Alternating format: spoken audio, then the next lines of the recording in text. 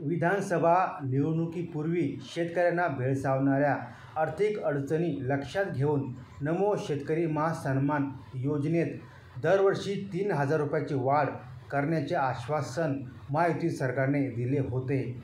मात्र हे आश्वासन आता थांबवण्यात आले असून सरकारने योजनेतील वाढीव निधीला स्थगिती दिली आहे. त्याऐवजी शेतीसाठी थेट भांडवली गुंतवणूक करण्यावर भर दिला जाणार आहे.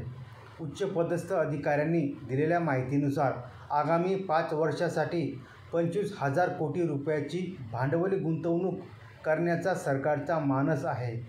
त्यासाठी नमो शेतकरी महासन्मान योजनेतील वाढ रद्द करण्यात आली आहे. भाजपसह महायुतीने निवडणूक जाहीरनाम्यात पीएम किसान योजनेच्या धर्तीवर शेतकऱ्यांना दरवर्षी 6,000 रुपये देण्याची योजना सुरू ठेवण्याचे जाहीर केले होते. त्यात 3,000 रुपयांची वाढ करून एकूण 9,000 रुपये देण्याचेही आश्वासन देण्यात आले होते. मात्र प्रत्यक्षात अर्थसंकल्पात या घोषणांची अंमलबजावणी करण्यात आलेली नाही. दरम्यान 1 रुपयात पीक विमा योजनेमुळे सरकारला विमा कंपन्यांना गेल्या 2 वर्षात सुमारे 6,000 कोटी रुपये अतिरिक्त भरावे लागले.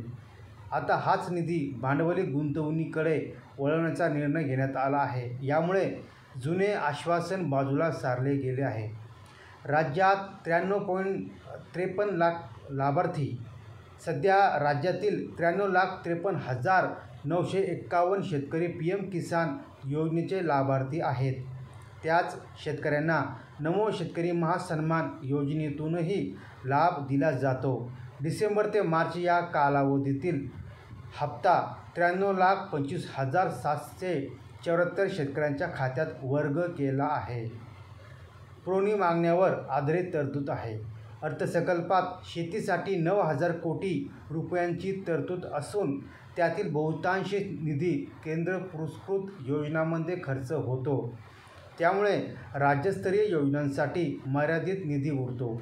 यामुळे कृषी विभागात नाराजी असून खुद्द कृषीमंत्री माणिकराव कोकाटेही यावर असमाधानी आहेत.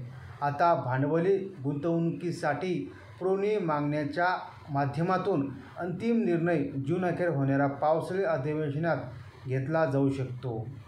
शेतकऱ्यांना दिल्या जाणाऱ्या सध्याच्या निधीचा फारसा उपयोग होत नाही, हे आमच्या लक्षात आले आहे. त्यामुळे शाश्वत शेतीसाठी आर्थिक प्रभावी भांडवल गुंतवणूक करण्यावर आम्ही भर देणार आहोत, असंही कृषी मंत्री माणिकराव कोकाटे यांनी म्हटलं आहे.